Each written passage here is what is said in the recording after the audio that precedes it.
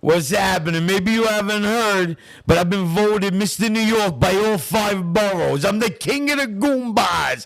I'm the Teflon comedian, Joey Porkchops, and we're here tonight with a couple Goodfellas podcast. Now get the fuck out of here! If I could relive my life, I know what I would change. All the times I made you cry, all my faults that caused you pain. I know I'm sorry, it's not big enough to tell you how wrong I've been, but I don't know where to start to live my life without you. You're the one that I love, and I can't go on without you. What's going on, everybody? We're here with another episode of a couple of Goodfellas podcast. Frank, how you doing? I'm doing good. How you doing? All right. Listen, we got a special guest today. We got Mr. Chopz Comedy coming at you. What's up, Chopz? How you doing? Give it to me one time, pork chop. Trademarked by a little more mozzarella. Oh, shit. I was going to say, why Chopz and not prime rib? You know what it is? I'm a little pleasantly plumped. Okay. Right? So I know I'm no filet mignon. So I'm a pork chop, you know? Jesus, what does that make me? I got quiet. You're like a baby back. Listen, Chopz, this podcast, we talk about a lot of old school stuff, but Frank and I are huge with comedian stand-up. We love that shit. Awesome. And that's why we wanted you on. We love your stand-up. We love your shit. I honestly think you're underrated. Thank you. Don't take that as an insult. I don't even think you caused a dent yet in the industry, and I think your time is coming. Yeah. That's why we wanted to have you on. But it's just speak to us, let us know where you're from, how you got started, and let us know your story. All right. Well, Middle Village, Queens, MV in the building, baby. You know what I'm saying? QU.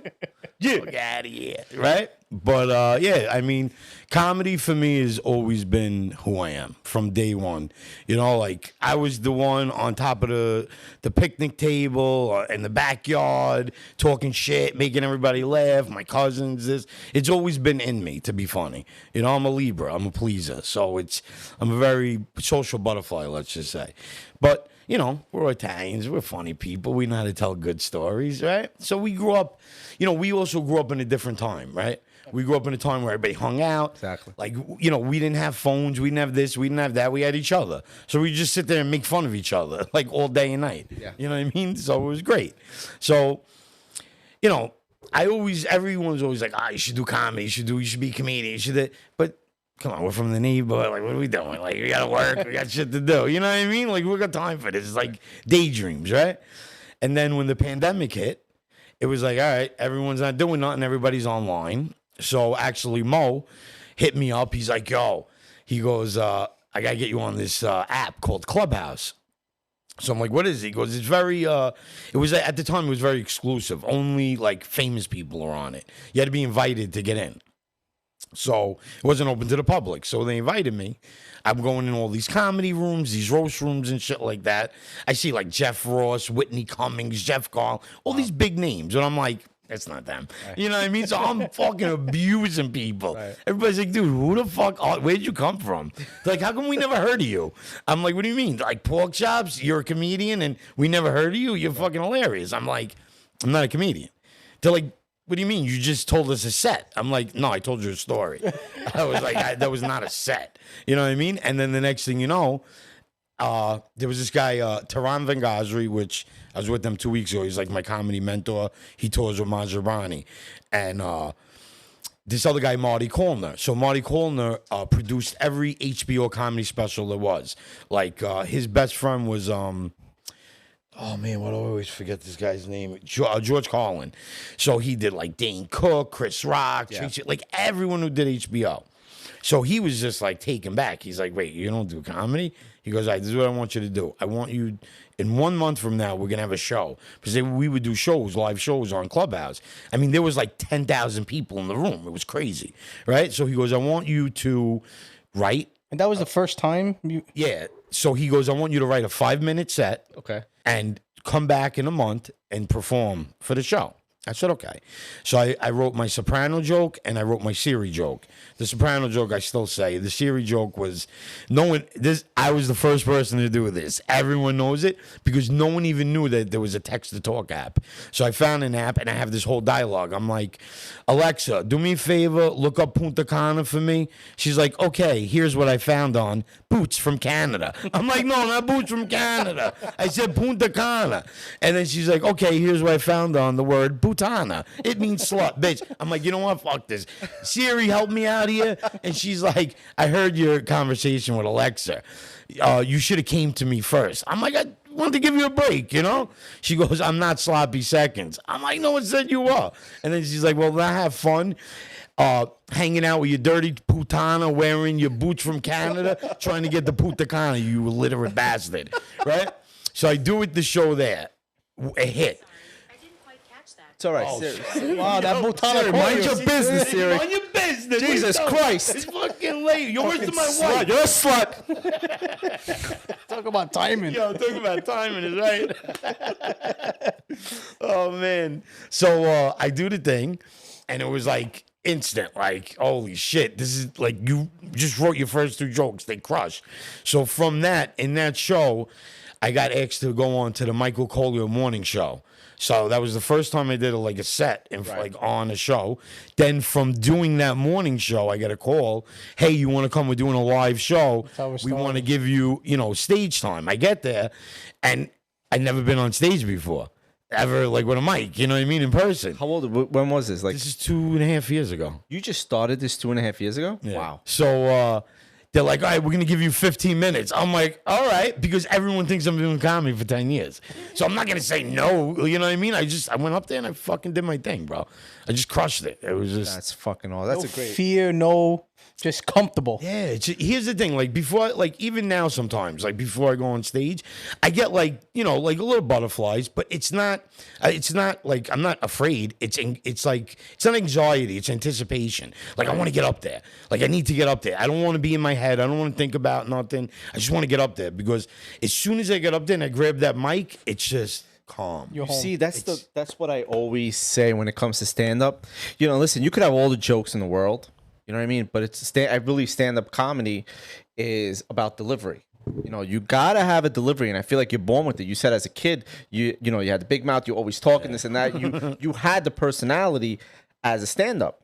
It's just when you have a delivery, you could have all the jokes in the world. People tell me, Sal, you should be doing stand-up. You're a funny guy. I'm like, listen, I have so much fucking material being born in Sicily, coming here when I was 5 years old, just from my family, the way I grew up. But do I have the delivery? I don't think so. But you know what I mean? I just feel like, is that something you are like, is it a natural talent to have, or can that come? Like, Yeah, I mean, so here's the thing, right? So I'll even get shade from other comedians, like even after they see me on stage. And it's like, because now they hate me because they've been working hard just trying to learn how to be funny for the past 10 years. And I'm up there killing the room, and it's, a lot of comedians like that I've met, besides a handful of them, aren't funny. They're just not even cool to hang out with. Right? They had to learn. It took them 5-10 years to learn how to become funny. Then they have their set that they're working on. Like, let's just say it takes you 5 years to learn how to be funny. Now it takes you another 5 years to work that set to make it perfect and adding this and that. So now 10 years down the line, now they're starting to make some waves because they're comfortable on stage. They've been on stage enough. They have their material down, and they go. You know what I mean? With me, it's like, I never do the same, like, I don't have, like, a set. Like, the only time I do, like, the same stuff is when I tour with Mike Marino. Because he has an older crowd, and it's like, they want to see a performance, entertainment. They want to be entertained, right? Where the younger kids, they like the low-hanging fruit, like the younger crowd. They like they don't like intelligent comedy. They don't like clever stuff. They just want, I was jerking off the other day. You know what I mean? It's just stupid.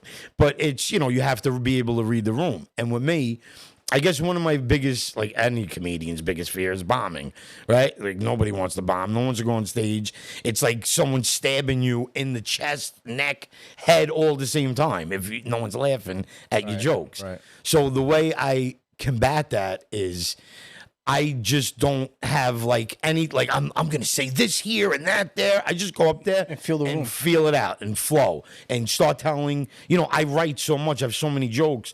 I have so many jokes I've never even said before, but I have them on deck. Because what happens if they're not laughing at my stuff? What do I do? Do I keep force feeding them the shit they don't want to hear, or do I pivot and talk about something different or feel them out? Like I say something, if I get a reaction, I dive in a little bit, And it's easier like that. Or I just literally tell a joke that I know is not going to work. It's not meant for this room. I do it on purpose because I want to try to lose the crowd and see if I can get them back. Right. So I'm never really worried about bombing. People think I'm crazy for it, but whatever. It's fine. Has that ever happened to you? What? Bomb? Yeah, Never. that's beautiful. That's great. So what is? I was just gonna ask you, what is the best moment so far you had on this and the worst? I mean, it's hard to say my best moment because it's an undescribable high. Like when you get off stage, when you rock a room, I'm telling you, it's like you're not going to sleep that night. Yeah. You're just on. It's like being on ecstasy and meth at the same time. I never did meth, but I'm just saying I would assume it's like that. Yeah. You can't fall asleep. You're up. You're like like you're just so amped up. It's insane. Describe your style. I understand there's different style of stand up. There's crowd management. A lot of stand ups do crowd management, and that's their whole thing, their whole skit the whole time. And some people are gifted with that. But what's your style? Do you have a style? Yeah, I mean, I'm very. I like to tell stories. Yeah. Like I like to do stories. Even when I talk to the crowd, I don't. My thing is this: I don't need to find out who you are, where you're from, to be funny. Mm-hmm. I'm not saying there's anything wrong with that, but I have so much to say. I'm not wasting my time on you. Or even like I have friends like they come to the show. Don't pick on us. All right, first of all, you're never going to be there on time, so you're not going to be sitting in the front, right? And secondly, what makes you think I have nothing else to talk about but you? You know what I mean? So it's like, even when I talk to the audience, I ask very rhetorical questions. I'm like, who's married? How long you married? I don't care what you name it. Like, you know what I mean? Yeah. Like, it's everything I have as a setup. I know kind of what I'm going to say because I put myself in a situation where I ask an open-ended question, so no matter what you say, I have an answer for. You know what I mean?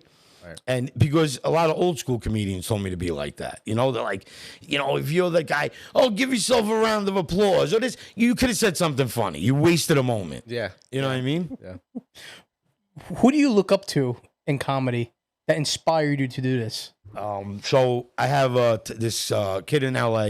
He's like my comedy mentor, Taran Vangazri. He's Persian, and he's awesome. He's like, No, he is. yeah, he does Thursday nights at the Laugh Factory, Tehran Thursdays.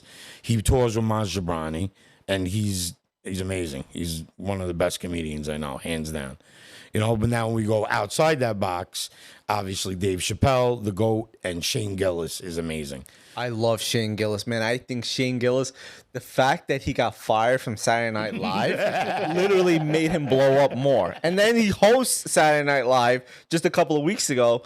Shane Gillis is he's one of my favorite, Very man. funny. Very Especially funny. when he does a Down syndrome joke, where he's like, listen, I had Down syndrome in my family, as you can tell, because he looks like that shit is. Have you seen him? Yes. Shane Gillis is the fucking best. Like, he's awesome. Yeah, he's hilarious. Like now that it's funny because you do comedy and it's like it's hard to watch comedy now. Right? If you're not funny, I'm not. I'll leave a comedy club when people are on stage. I walk out. I can't listen to it. It does something to me. But now when you have good people like that, I get to enjoy the comedy, and also I'm a student of it. So I'm learning, I'm evaluating, I'm seeing. You know what I mean? So I'm picking up, like both ends of it. But in order for me to have a good time now and laugh in comedy, you have to be good. Yeah, you think social media, though, has a lot to do with what's been going on now with stand-up? There's a lot of people that have actually been I feel like the pandemic opened up a lot of doors to people. Yep. That's when I started my thing during the pandemic. Yep. And I just feel like a lot of people just came out of their shell during the pandemic and literally are blowing up. Like, there's this comedian out in, I think he's in Canada, big heavyset guy, but I used to watch his skits, but he's more funny as a stand-up. I forget his name. He's doing stand-up and he's killing it now. And what do you think about that? Like, how much has social media helped? I think so. It hurt and helped at the same time, right? It helped all the new people coming up. It hurt the older people because now they have to learn how to change their game. Right. Social media was never a big thing for comedians. It was like more like a private. You got to come see me. You got this. Yeah. So now it's like now these old timers and all the people have been doing it. They have a lot more competition because all these new, like you just said, I'm so happy you said that because me and Mike were just talking about that on his podcast today. How the pandemic opened the doors for the floodgates for so many people because everybody was home. Everyone had nothing to do, so now it's like everybody was on social media. Yeah. So everyone, like, look at Mo, like I mean, even people we know. So many people, like literally during the pandemic, exactly. Like I feel like we all started at the same time. Like Mo, I remember Mo and Koosh starting with like a couple of thousand followers. Yeah. You know what I mean? It's just like everyone just blew up at the same time. It's just amazing. I'll tell you exactly how Mo, right? He calls me up. He's like, "Yo, you want to become famous?" And I was like, what do we got to do? He goes, let's make Instagram accounts. We'll make videos, we'll become famous. I was like, all right, let's do it. I made 2 videos. I did this character, Joe Dojo, where I'm like this fat guy in a karate suit. I did 2 videos. First of all, it took me like 6 hours to make the video, then another 12 hours to edit it. I'm like, I'm not doing this. This is not happening. I'm not doing it. I was like, I'll help you. I'll just say funny stuff and you use, whatever. We'll just gauge it and I'll help you out in the beginning. So, and then he found his niche and he found one niche, then he found another niche, and then he opened up the floodgates for the food thing. Because he was really one. Yes, he was. Wait, I don't want to say he was the first person doing food interview, but he was the first one doing it the way he did it. Right. And he created a market on social media. Well, he created it during the pandemic when he was saving small businesses. Right. People were struggling. And that's how he ended up on the news for it because he was helping them out. And what I like about Mo now is that he's kind of going back to that, which that was nice. And in my opinion about the whole thing about social media then and none then and now it's easier. It's like props to the guys that benefit off of it because of the exposure.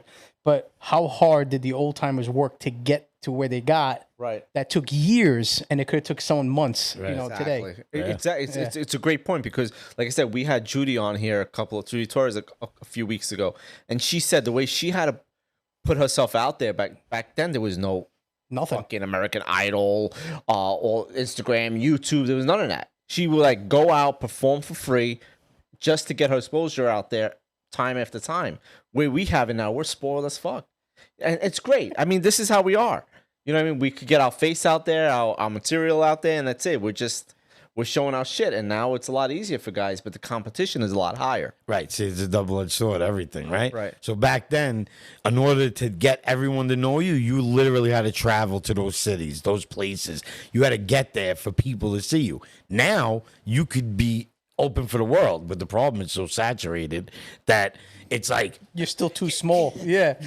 Like you're jumping over people's shoulders trying to be seen. Yeah. You know what I mean? So it's like everything. It's just it's good, it's bad. The purpose is, listen, I do this for fun. This is not you have a full-time job. I have a full-time job. Union baby. You know what I'm trying to say? I do this as I'm not looking to become people like, yo, Sal, you're gonna go. I'm not having fun with it. I got kids. I have a family. This is a hobby for me. Damn right. I'm not going to quit my job unless, listen, I get offered a fucking movie deal somewhere else. It's a different story. Right. But people have to understand this is a business. It's a business. So you know how many comedians are like, man, that guy was so funny. How come he never made it? Because it's not just about being funny. It's about being liked, respected, having good energy, people wanting you around. Because it's like, oh, that guy. And then the best part is you think your shit don't stink. Right. And meanwhile, what the fuck have you ever done except sit there and exploit your grandmother for likes and views? You did nothing. You know what I'm saying? Oh, let me get a sauce. It's nothing but grapes. I'm fucking you.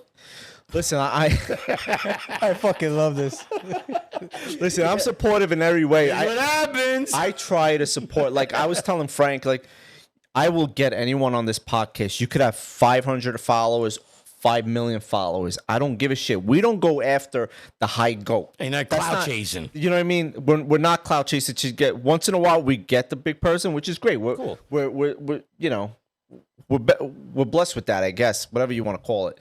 I'm just enjoying this. Watching Sal's blood pressure go up, his face go red is like the greatest thing. Yeah, I get fucking. I just like certain things when they get to me, man. It's just like we put a heart and soul in this. You know, we enjoy doing this, Frank and I. We have 2 podcasts that we run. Well, he has one. We do this one.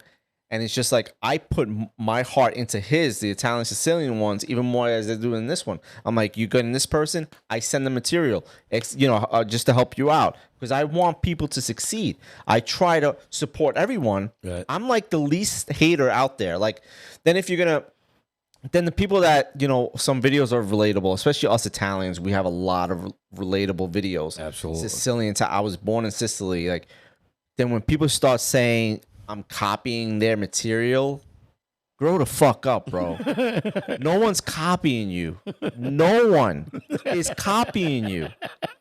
You fucking hear that, man? Look at me right here. Yeah, that's even to me too. It's like, all right, so I mean, I rant every once in a while, like people are stealing my lines, only because you know who you are, stealing my lines. Like, if I'm in a video with someone and I say a line, and then let's just say someone's in that same video and says the same exact thing I said in the video. You're stealing my shit. Like, straight up. I don't even fucking know you. And you're going to take my shit? Right?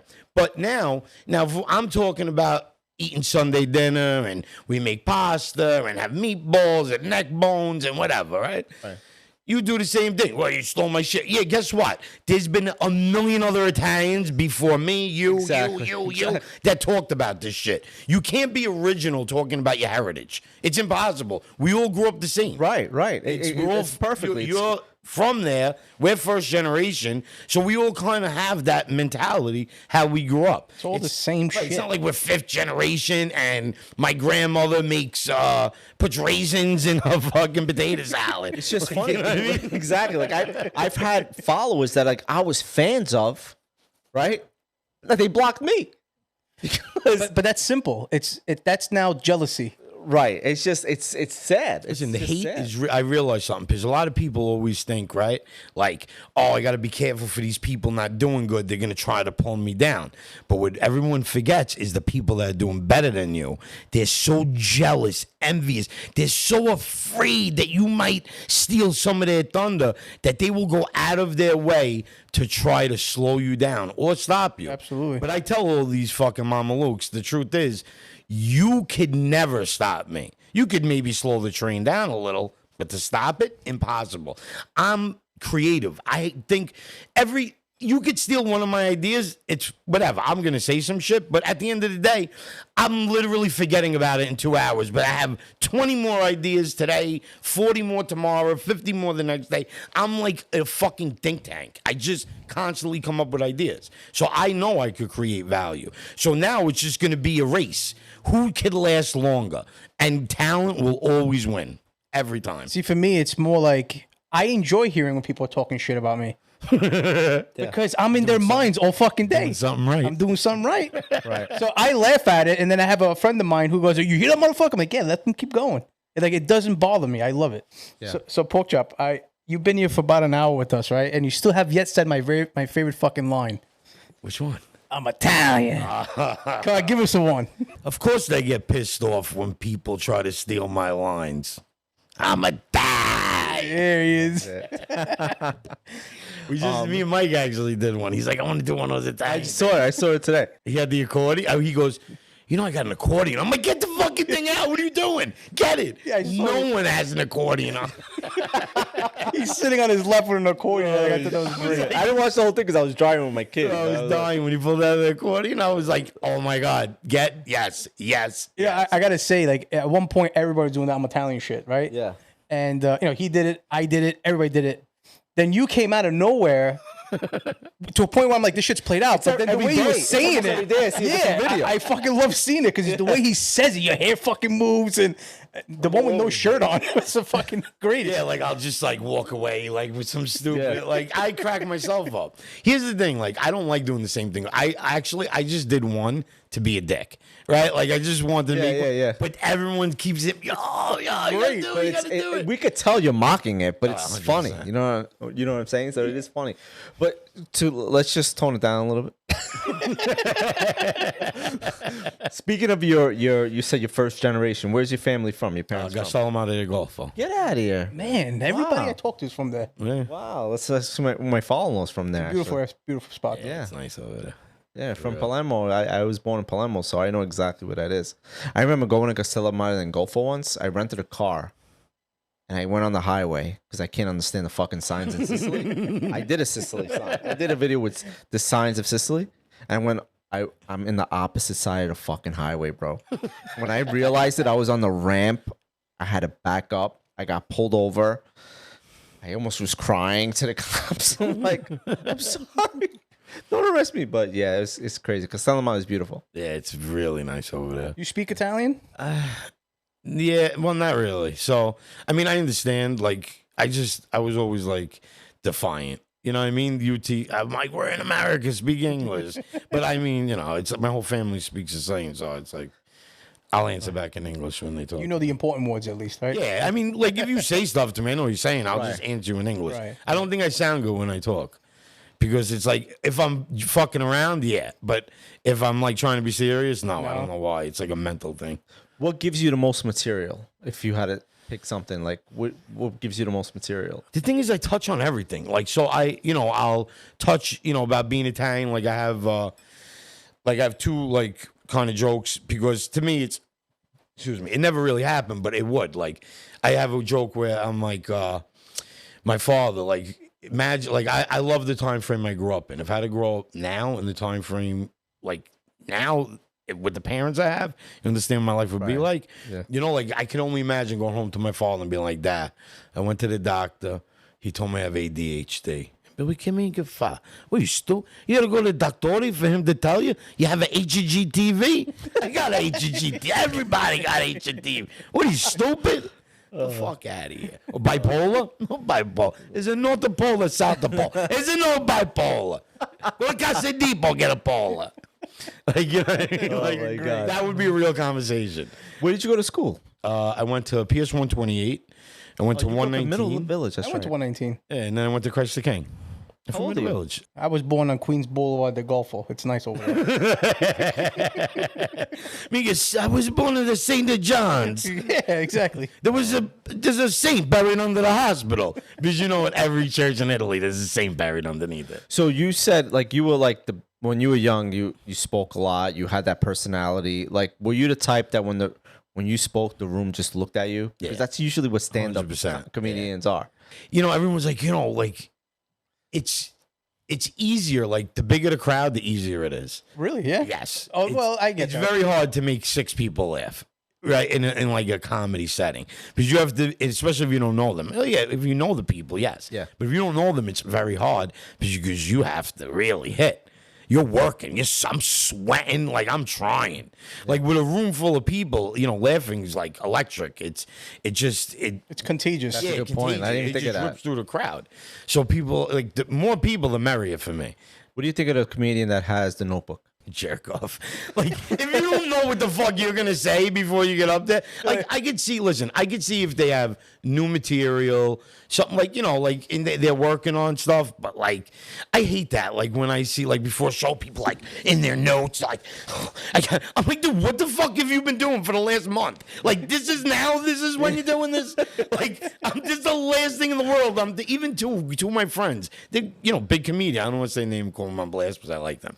But I was going to their show and I'm like, yo, what he's doing? Like, I'm like ready to hang out. And they're like, man, we're going over our material. I was like, why? Did you just write it? Like, you're literally on tour. You say the same shit every fucking time. What could you possibly be going over? I need to know.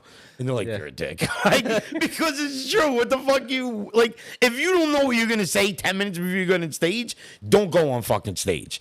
Because I never know what I'm going to say till I get up there, to be honest with you. But I don't care. I just wait for me to get up there to think about it. A lot of people don't have that though. Yeah. You know, I could have a lot of things in here, and then when I'm on the spot, I go blank. You're so concentrated on thinking about what you were thinking about, and then you get stuck, and now you're in your head like, oh my God. Only one time, right? So one time I went blank on stage, like blank, like it was crazy. And I was with Marino, and it was the first theater I've ever done. So it's like, you know, it was different. Like theaters are different than clubs because there's like a separation of the crowd. Your voice echoes a different way. It was just like, you know, and it's like in your head, you're like, oh my God, I never did a theater. And it's like crazy looking, you know? Yeah. So I'm up there, I got my toothpick. That's my trademark, toothpick on stage. So when you do it on social media, know where it came from, right? So I got to do this, you know?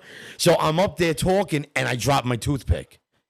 The minute it hit the floor, I swear, I had no idea what I was talking about, no idea what I was supposed to say. I just went blank. I swear to God, I looked at the crowd. I looked over to the side. There's like the curtain where you exit. And I said to myself, I don't even know any of these people. I'll just walk off stage. Fuck them. I was ready to walk off stage. I swear to God. Right? And then all of a sudden, I'm like, nah, I'm not a pussy. So I looked down at the fucking toothpick. I did the sign across. I said, can we have a moment of silence, please? The whole place lost it. Went crazy, right? And then from them laughing, I just went right back into it. I was like, you know, it's an Italian thing. We're gonna, you know, this is like a sacred thing to me, you know? I just went into this whole bullshit thing, and then I just went right back into what I was talking about. It's funny you said something about theaters, though, because I feel like there's certain comedians that are just, they work the crowd really well. That's like their whole skit the whole time. And that's easy to do in a small comedy club. But when you're in a theater, you can't really mess with the crowd. Yeah. Like I recently went to a comedy show. I went to Radio City. I went to the Matt Rife show. He was funny, don't get me wrong, but he's so much better with working the crowd. He couldn't work the crowd at Radio City, but he's so much funnier working the crowd. Like I die when he messes with the crowd. So it's just funny. Like sometimes with those types of theaters, I feel like it hurts the crowd management. It does. Comedians. And he's very clever and witty, Matt. Very. Like he's really quick. Yeah. You know what I mean? No, he's a great entertainer. Yeah, like you know what I mean? You're not like I wasn't laughing my ass off, but he had me entertained. Absolutely. Like, all right, so I hate talking bad about people I actually like, but I love it. Like he made the Netflix special. The Netflix special didn't do well. I feel like he shouldn't have made a Netflix special. Yeah. You know what I mean? And if he did, what I think he should have did was when he went on his world tour, he should have picked the best crowd work and did a whole Netflix special on crowd work. That's a good point. Yeah. I think it would have fucking killed. But the problem is, it's, you know, because you hate it when you're blowing up, right? Everybody wishes they were Matt Wright. He actually changed the game in comedy. He got guys working out, getting manicures, shaving, looking good, dressing nice. He changed the game in comedy. I don't care what anyone says. He changed it, right? And the same people that changed to be more like him were the same people like, oh, you're not a real comedian. Oh, you're this. Oh, you're that. So I feel like he made that Netflix special. This is my opinion. I don't know. But I think he made it to prove a point. And when you do that, you just open yourself up for failure because you're not doing something because you truly want to do it. You're doing it to like appease other people. Right. And he's been true to himself the whole time. And I think someone should have just told him, don't make a fucking net. Like me personally, he's doing so phenomenal. Why the fuck do you even need a Netflix special? Right? You need it for that. He's to me, he's above that. Like totally, You know what I'm saying? That's how I feel, and I think if he should stick with, you know, stay in your lane, he should have did something sick with like crowd work. I would have loved it. I would have enjoyed his main that special. Thing. His main thing is so crowd much. work. Now, why is it like?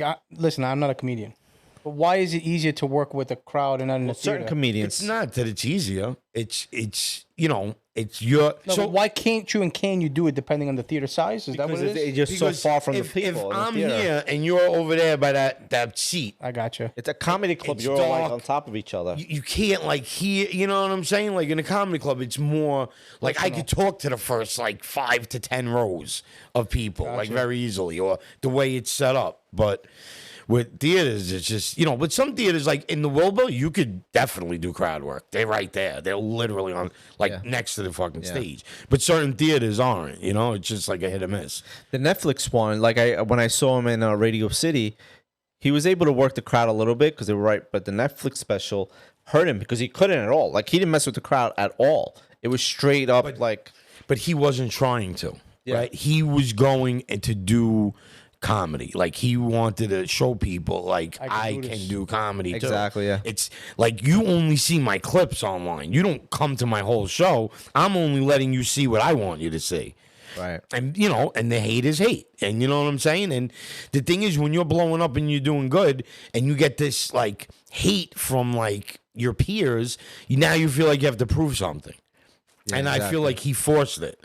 And he didn't have to, in my mind. I think what he's doing is very hard. Like, I don't really do crowd work, but it's not that I can't. I mean, I could definitely do crowd work all day. I'm quick with it. I'll talk shit.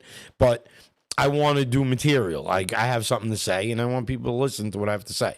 You know what I mean? Yeah. So do you have a goal when it comes to stand up, or when it comes to anything? When it comes to do you have an acting goal? Do you have a act? I mean, I would love to do acting. I actually just did an audition for a Disney movie. Oh wow, that's great. I'm actually waiting on the phone call right now as we speak to see if I got the part, because I'm in the final. The final step. So I beat out like 3,500 people. So it's between me and one other dude right now. That's awesome.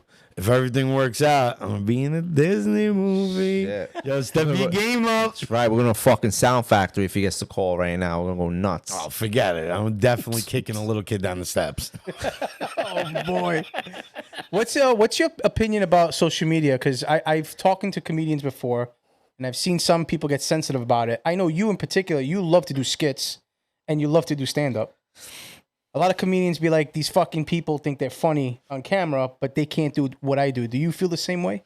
Oh, it's different, right? It's, doing live comedy is definitely different than doing skits, right? You don't have the luxury of stopping, editing, pause. Yeah. You have to go. Everything's happening in the moment, But I like the skits because it's a way to show a creative side. Because there's stuff I can't, like I could do in skits, I can't do on stage. Absolutely. It's not going to hit the same way.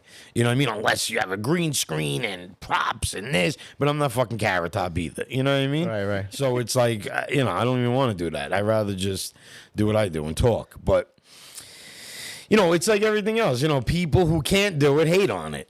Exactly. Yeah, you're good on stage, but now be a character or do this or be creative. And you know what I mean? You're not an actor. So it's like, So a lot of people get stuck into a character on social media.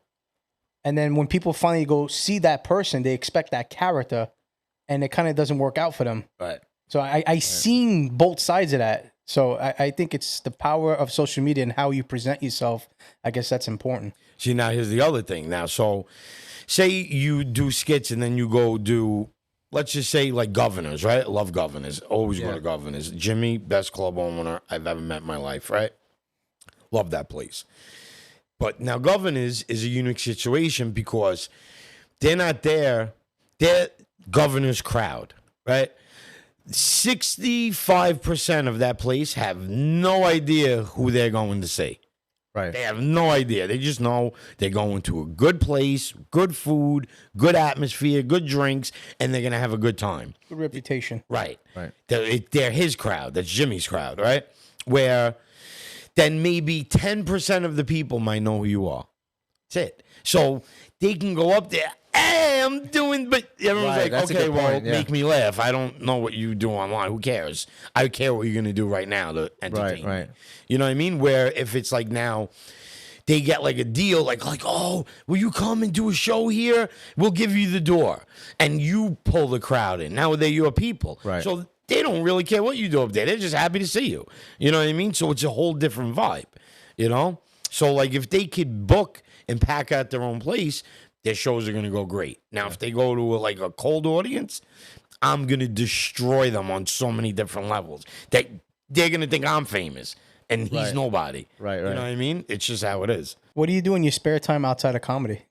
fuck. I don't have. What do you do to chill out? I drive to my next project, whether it be comedy, work, or whatever. I mean, I'm always on the go. People are like, oh, what's your favorite TV show? I'm like, what the fuck is that? Yeah, exactly. Like, I don't even know what TV is. You know, I literally don't have time for anything. And if I do have downtime, I'm writing. I'm coming up with content material because I write for other people too. I write people's sets. I help write jokes. I punch up material. That's great. That's I great. help with like social media content for some people. You know, like my boy Corey in LA right now. I helped him write a killer set. He ended up winning 2 contests. He won one at the Laugh Factory and one at the Comedy Store. He ended up getting, on like, getting up on in the big room because of the jokes. So it's like, like once a week I'm on a phone call with like comedians from all over the country and we just throw shit at each other, help each other punch up each other's stuff and stuff like that. Because it's Crazy. yeah, the thing is, it's to me, right? Anybody could do comedy by themselves, but it takes like a team to make a Netflix special, Right, Or right. something to do something big. Like I think I'm funny, but you might see something in a different light and be like, "Oh shit, that's hilarious! I didn't even think of that." And now like that, so it helps to be able to bounce stuff off each other. Yeah, absolutely. So Joseph, I think it's an important question because comedy when I was growing up was like unlimited. Today you have to be so limited because a lot of people get easily offended, right? What are your thoughts on that? Like a comedian can't be a comedian. When I hear comedians be like, "Oh, cancel culture, you can't say anything anymore," I'm like, "Well, what were you saying before all this? Maybe you were the problem, right?" Because I say whatever the fuck I want always, right?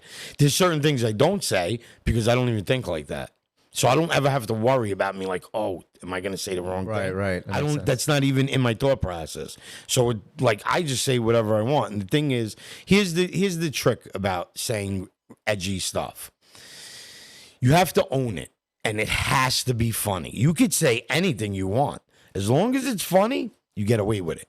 If you say something, nobody laughs, it turns into a thing. Yeah. It's like, wow, that was fucked up. I can't believe he said that. Right. You know what I mean? But now if it's funny, it's like, bro, he's fucked up. Yeah. You know what I mean? It's like, Yeah, exactly. You have to have a correct, charismatic way of saying it. If it's not freaking funny, you're just gonna look like a douchebag. right. So, You end up yeah. fucking up your whole shit. well, city crowds and like Queens crowds, suburb crowds, is there a lot of difference between the city?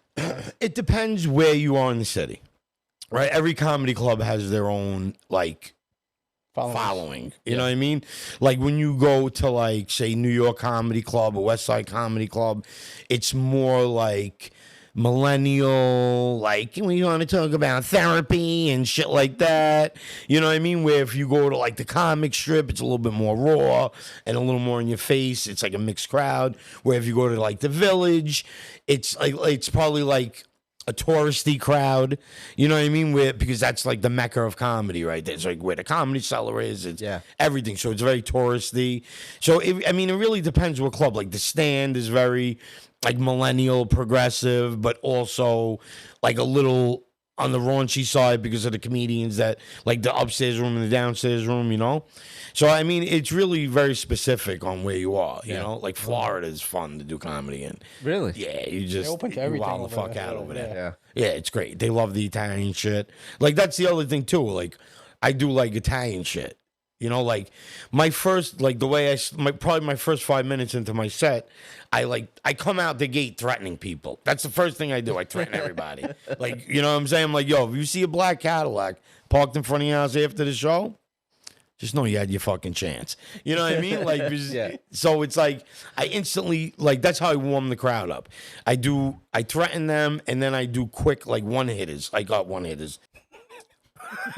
like one liners. I'll hit like real quick, like like stupid shit too, like very innuendo.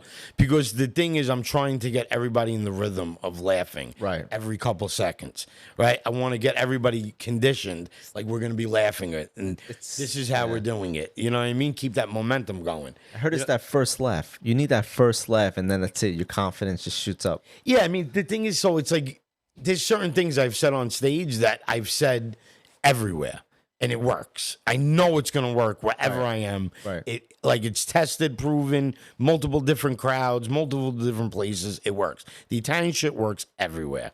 Everywhere, I'm telling you, right? And it's like it works better even in some places than others, but it always works. You know, like I even like another thing I like to do too is like I'll tell a joke that is not funny. I know it's not funny. It never worked. No one ever laughed at it, right?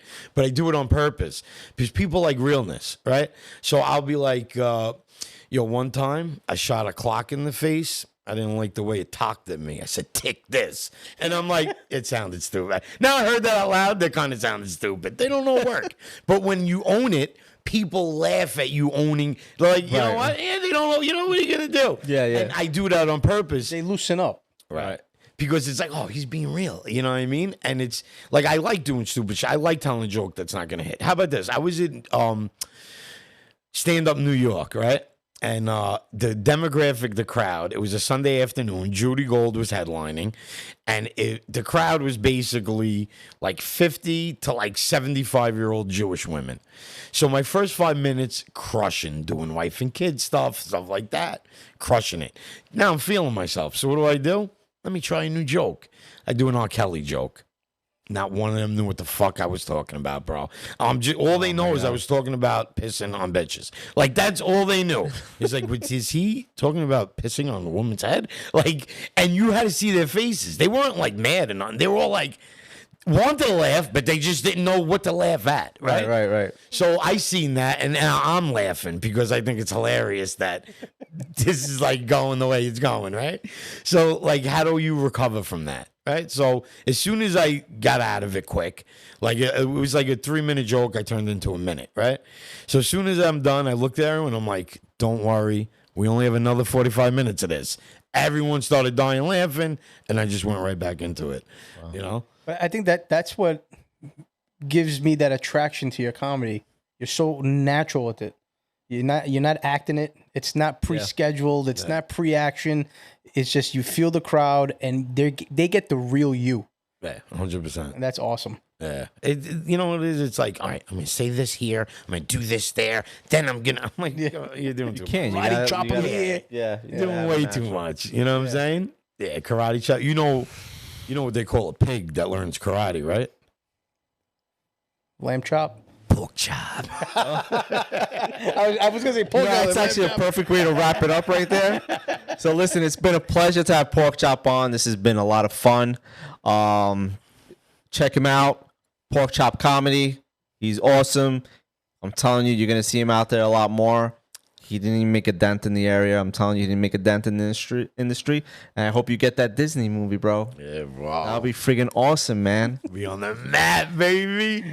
I wish you a lot of luck, brother. I'm Italian. Listen, one thing I got to say about all of us, and this is the truth. We're Italian. I thought you were going to say he loves us. Good night, everybody. Good night, everyone.